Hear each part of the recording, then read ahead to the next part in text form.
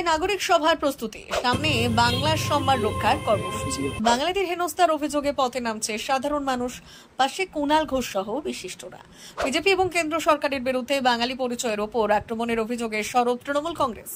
দলের দাবি, বিজেপির শাসিত বেশ কিছু রাজ্যে বাংলা ভাষায় কথা বললেই মানুষকে বাংলাদেশি বলে হেনস্থা বা গ্রেফতার করা হচ্ছে। এই অভিযোগের প্রতিবাদে গঠিত হয়েছে বাংলার মান ও বাংলার সম্মান নামে নতুন এক নাগরিক মঞ্চ। আমরা বনগাঁর পরিস্থিতি সাধারণ মানুষ ভীত সন্ত্রস্ত। এই বাঙালিদের বাঁচানোর জন্য যখন মমতা বন্দ্যোপাধ্যায় ভারতবর্ষ জুড়ে যার যার ভাষায় কথা বলবে সেই অধিকারকে জন্মাবার জন্য বাঙালি হিসেবে প্রথম মমতা বন্দ্যোপাধ্যায় সেই বাঙালি বাঁচাও অভিযানে নেমেছেন। আমরা সেই জায়গায় দাঁড়িয়ে আজকে বনগাঁর মানুষ যারা ভীত সন্ত্রস্ত তাদেরকে আশ্বস্ত করার জন্য, যারা রাজ্যের মধ্যে মমতা বন্দ্যোপাধ্যায়ের হয়ে বাংলার মানুষের জন্য গলা ফাটাচ্ছেন বিভিন্ন মিডিয়া থেকে শুরু করে বিভিন্ন জায়গায়, তার মধ্যে অন্যতম হচ্ছে কুণাল ঘোষ, অরূপ চক্রবর্তীরা। তারা আজকে বনগাঁয় আমরা এখানে নিয়ে এসেছি যে আমরা নাগরিক কনভেনশন করতে চাই, পার্টির কনভেনশন না। এই মঞ্চের উদ্যোগে বনগাঁয় আয়োজন করা হবে একটি অরাজনৈতিক নাগরিক সভার। মঙ্গলবার উত্তর চব্বিশ পরগনার বনগাঁয় সেই নাগরিক সভার প্রস্তুতি বৈঠক সম্পন্ন হয়েছে। বৈঠকে উপস্থিত ছিলেন প্রাক্তন রাজ্যসভার সাংসদ ও তৃণমূল মুখপাত্র কুণাল ঘোষ, পাশাপাশি সাংবাদিক, আইনজীবী এবং সমাজের বিভিন্ন স্তরের মানুষ।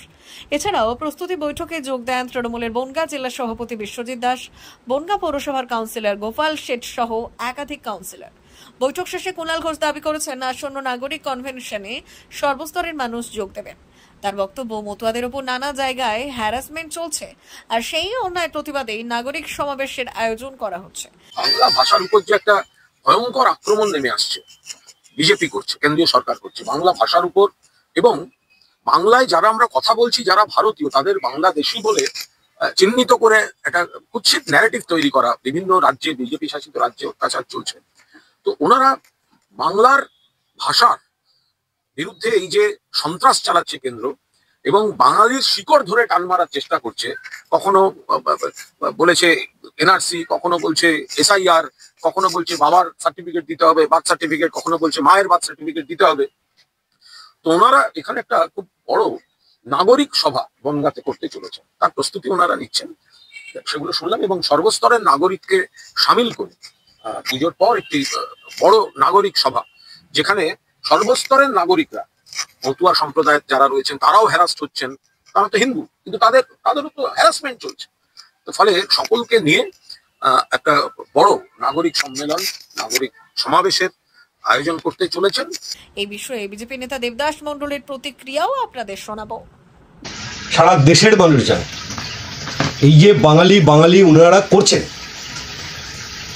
কারণ আপনারাও খবর করছেন, আপনারা জানেন যে বাঙালি সেন্টিমেন্ট ইস্যু ওনারা নিচ্ছেন, মানুষ খাচ্ছে না। তার কারণ মানুষ জানে ওনারা বাঙালিকে জড়িয়ে নিচ্ছে। এই কারণে এই মরা ভোটার, এখানে থাকে না ভোটার, রোহিঙ্গা ভোটার, এসআইআরে এই ভোটগুলো কাটা পড়বে।